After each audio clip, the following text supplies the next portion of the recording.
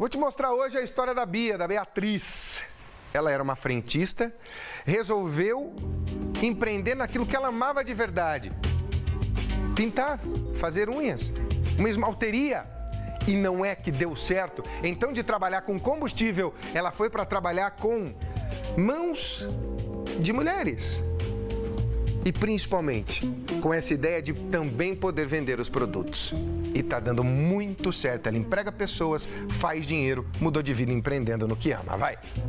Quem vê o sucesso da Beatriz hoje em dia como uma grande empresária do ramo da beleza, não sabe o que ela passou para chegar até aqui. Ao longo do caminho, ela enfrentou muitas dificuldades e desafios, mas nunca desanimou. Eu trabalhei muito tempo, vários anos em posto de gasolina. Todas as áreas que você imaginar no posto de gasolina. Caixa, atendente de padaria, frentista, até chegar a ser gerente.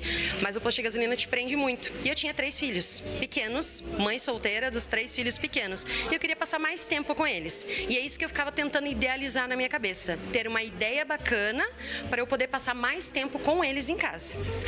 Em 2019, a Beatriz resolveu largar a bomba de combustível pela lixa, pelo alicate e pelo esmalte e resolveu ir atrás de um sonho antigo, o de trabalhar na área da beleza. O começo foi muito antes de posto de gasolina. Antes, todo mundo sabe, toda mulher sabe que tinham várias pequenas cores só. Era branco, era vermelho, dos esmaltes. Aí eu, adolescente, só aprontando, o que eu comecei a fazer? Tentar inventar cores. E nessa de inventar cores, eu acabei fazendo unhas das minhas amigas ali e foi indo inventando cores. Eu sou a senhora cores, eu sou contra nude, eu gosto de todas as cores menos o nude, tá? Então eu comecei a inventar cores, lá na adolescência. Aí para ter um dinheirinho, adolescente, comecei a fazer unha das minhas tias, minha mãe, pessoas ali de perto. Até que a minha primeira filha nasceu, tá? Eu ainda fazia manicure, mas manicure simples, tá? Só que daí eu precisava ter um salário, que daí eu fui para posto de combustível, que só a manicure simples, antes eu não conseguia manter minha casa. Então eu fui para posto de gasolina e passei vários anos da minha vida em posto de combustível. Foi aí que eu pensei, mas eu só sei fazer unha, eu não sei fazer cabelo, tá? Falei, então, acho que é aí o negócio. Comecei a pesquisar e eu vi que tinha fora do Brasil isso. Poucas aqui no Brasil ainda. Foi aí que eu tive a ideia, falei, vamos abrir a esmalteria aqui no Xaxim. Com a chegada da pandemia, a Beatriz teve que enfrentar novos desafios. E a gente abriu a esmalteria em 2019, dezembro de 2019. Dia 18 de março de 2020, nosso prefeito mandou fechar todos os comércios. Inclusive a esmalteria, né? Um salão de beleza.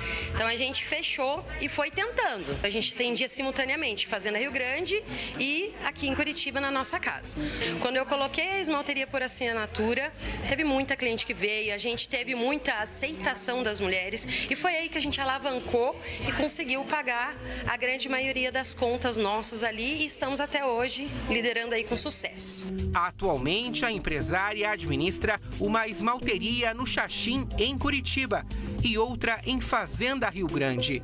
Possui clientes fiéis, se tornou referência no ramo da beleza e deseja chegar ainda mais longe.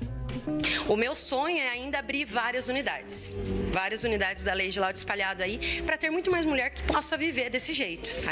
Eu tenho hoje que minha cunhada trabalha comigo, minha amiga trabalha comigo, minhas filhas trabalham comigo. Então a gente tem uma liberdade tão grande que eu acho que muita gente podia ter. Então eu tenho certeza que eu vou conseguir incluir muito mais gente aí nessa liberdade que a gente tem também.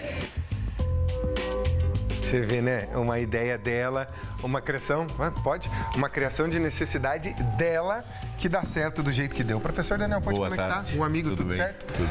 Professor, é isso, né? A gente, às vezes, cria uma solução para uma necessidade nossa, sem perceber que isso atinge muito mais gente, né? E a história dela é inspiradora por diversos pontos, né? Primeiro porque, apesar dos 3 filhos, das dificuldades... Não parou, né? Ela foi trabalhar num posto de gasolina para enfrentar a vida, percebeu que o talento dela podia ser manifesto naquilo que ela gostava de fazer desde a adolescência, se preparou, montou um pequeno negócio, enfrentou a pandemia, criando esse sistema por assinatura, provavelmente geralmente atendendo nos domicílios, abriu o estabelecimento dela e está prosperando. Com inovação, com coragem, com dedicação. É uma história inspiradora. Parabéns para a Beatriz. Né? Agora, professor, já está com a segunda esmalteria dela aberta, empregando pessoas. Como é que a gente monta um negócio desse? Porque é um sonho de menina. É um sonho de menina, pois é. Acreditar nos sonhos é principalmente colocá-los em ação. Né? E praticar, né? E saber que, como qualquer construção, começa no primeiro tijolo, no alicerce, bem montado, né? Sim. E aí a condição de crescer sempre é maior. Eu queria que o professor falasse um pouquinho pra gente sobre isso, porque normalmente, o que a gente tem ideia de empreendimento? Eu tenho que começar grande. Tem gente que precisa ter tudo preparado para começar, não é o contrário. Você começa e vai atendendo as demandas conforme elas surgem, né? Muitas vezes até com improviso, mas sem perder a coragem, sem perder a determinação. Sabe que um amigo meu falou uma vez e fala até hoje, ele fala que empreender, meu amigo, é pular no penhasco sem o paraquedas. No meio do caminho você acha ele. Menos isso. Você vai achando ele, esse não deu, joga, pega outro, é assim. Tenta se agarrar numa rocha, umas pontos lá e tal.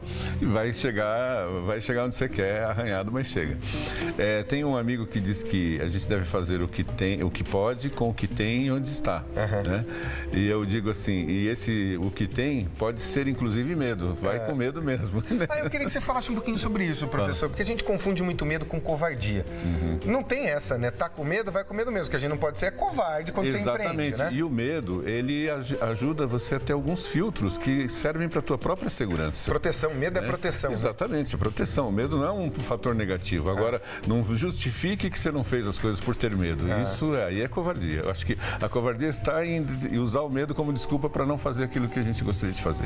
Professor, você falou que o primeiro é pôr um tijolinho. Vamos lá, quando eu tenho a ideia de um negócio, muitas das vezes eu não consigo ter nem o conhecimento técnico para fazer os planejamentos necessários, eu simplesmente começo.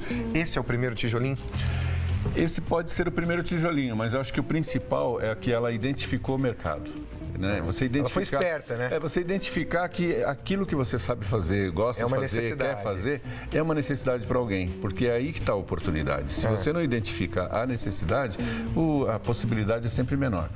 E a questão do planejamento, etc., é super importante, mas a grande maioria dos empreendedores, eles começam com muita coragem, com pouco medo, muito trabalho, né? E quando percebem que precisa organizar, que para crescer tem que... Aí eles vão para o planejamento. Muitos, inclusive, contratam consultoria. Eu mesmo, semana passada, estava numa empresa lá em outro país. No Chile, no Chile, né? Ajudando uma empresa que começou assim, na coragem, né? O empresário que começou no susto. Assim, ele fazia tudo, ele consertava a van dele, ele trocava pneu, ele trocava óleo, ele fazia fazia comida e vendia. Assim, é impressionante a história dele. E aí a esposa, que entrou no negócio junto com ele desde o início, também se dedicando, assim, fazendo as coisas todas que precisavam ser feitas. E hoje estão com uma empresa super bem sucedida e no crescimento muito rápido sentiu a necessidade de um planejamento e nos contratou para fazer lá. Chamou o mestre Daniel Poit. Foi maravilhoso. Professor, assim, para a gente finalizar, nós temos um minutinho. Ela montou um modelo de franquia e acho que agora ela se deu conta disso, né? Isso foi planejamento. Ela provavelmente contratou alguém, a consultoria, às vezes o próprio Sebrae ou algum conhecido que tivesse competência, né? Algum colega que tivesse competência para ajudá-la e formatou um negócio que com franquias vai dizer, né? Nós temos no Paraná o exemplo de uma das franquias mais bem-sucedidas do mundo, que é o Grupo Boticário. Né? Maior perfumaria do planeta. Que entrou no mercado altamente competitivo. Quando o Boticário começou no mercado de cosméticos, o Brasil tinha marcas extremamente consagradas, entre elas a Natura, a Avon e tantas outras que se encolheram face do tamanho e o crescimento que o Boticário teve. É isso, né? Hoje, por exemplo, é a maior perfumaria do mundo, tem lojas em Paris, coisa que ninguém nunca imaginava e muita gente não sabe, mas até o Silvio Santos tem a ver com aqueles perfumes, aquele rótulo de perfume tradicional, ele comprou, o dono do Boticário comprou do Silvio Santos, porque o Silvio comprou para fazer uma empresa, ele queria a Jequiti lá atrás, não sabia o que fazer. Professor, obrigado.